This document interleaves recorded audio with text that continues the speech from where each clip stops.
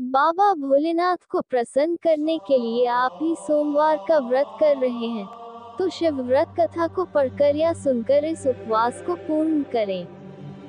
एक समय की बात है, किसी नगर में एक साहूकार रहता था। उसके घर में धन की कोई कमी नहीं थी, लेकिन उसकी कोई संतान नहीं थी, इस कारण वह बहुत दुखी था। पुत्र प्राप्ति के लिए वह प्रत्येक सोमवार व्रत रखता था और पूरी श्रद्धा के साथ शिव मंदिर जाकर भगवान शिव और पार्वती जी की पूजा करता था। उसकी भक्ति देखकर एक दिन मां पार्वती प्रसन्न हो गईं और भगवान शिव से उस साहूकार की मनोकामना पूर्ण करने का आग्रह किया। पार्वती जी की इच्छा सुनकर भगवान शिव ने कहा कि, हे पार्वती, इस संसार में हर प्राणी को उसके कर्मों का फल मिलता है और जिसके भाग्य में जो हो उसे भोगना ही पड़ता है। लेकिन पार्वती जी ने साहूकार की भक्ति का मान रखने के लिए उसकी मनोकामना पूर्ण करने की इच्छा जताई। माता पार्वती के आग्रह पर शिवजी ने साहूकार को पुत्र प्राप्ति का वरदान तो दिया, लेकिन साथ ही यह भी कहा कि उसके बालक की आयु केवल 12 वर्ष होगी। माता पार्वती और भगवान शिव की बातचीत को साहूकार सुन रहा था।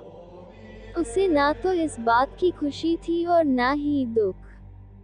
वह पहले की भांति शिवजी की पूजा करता रहा। कुछ समय के बाद साहूकार के घर एक पुत्र का जन्म हुआ। जब वह बालक 11 वर्ष का हुआ तो उसे पढ़ने के लिए काशी भेज दिया गया। साहूकार ने पुत्र के मामा को बुलाकर उसे बहुत सारा धन दिया और कहा कि तुम इस बालक को काशी विद्या प्राप्ति के लिए ले जाओ और मार्ग में यज्ञ कराना। जहाँ भी यज्ञ कराओ वहाँ ब्राह्मणों को भोजन कराते और दक्षिणा देते हुए जाना। दोनों मामा भांजे इसी तरह यज्ञ कराते और ब्राह्मणों को दान दक्षिणा देते काशी की ओर चल पड़े। रात में एक नगर पड़ा जहाँ नगर के राजा की कन्या का विवाह था, लेकिन जिस राजकुमार से उसका विवाह होने वाला था वह एक आंख से काना था। राजकुमार के पिता ने अपने पुत्र के काना होने की बात को छुपाने के लिए एक चाल सोची। साहूकार के पुत्र को देखकर उसके मन में एक विचार आया। उसने सोचा, क्यों न इस लड़के को दूल्हा बनाकर राजकुमारी से विवाह करा दूं। विवाह के बाद इसको धन देकर विदा कर दूंगा और राजकुमारी को अपने नगर ले जाऊंगा। लड़के को दूल्हे के वस्त्र पहनाकर राजकुमारी से विवाह कर दिया गया। लेकिन साहूकार का पुत्र ईमानदार था। उसे यह बात न्यायसंगत नहीं लगी। उसने अवसर पाकर राजकुमारी की चुन्नी के पल्ले पर लिखा कि तुम्हारा विवाह तो मेरे साथ हुआ है, लेकिन जिस राजकुमार के संग तुम्हें भेजा जाएगा वह एक आंख से काना है।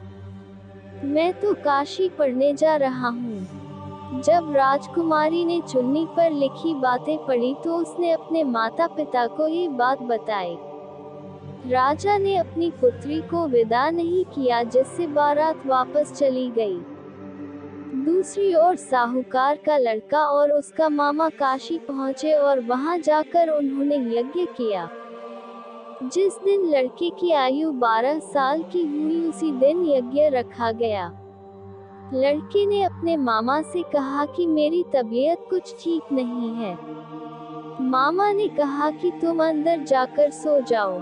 शिवजी के वरदानुसार कुछ ही देर में उस बालक के प्राण निकल गए। मृत भांजे को देख उसके मामा ने विलाप शुरू किया।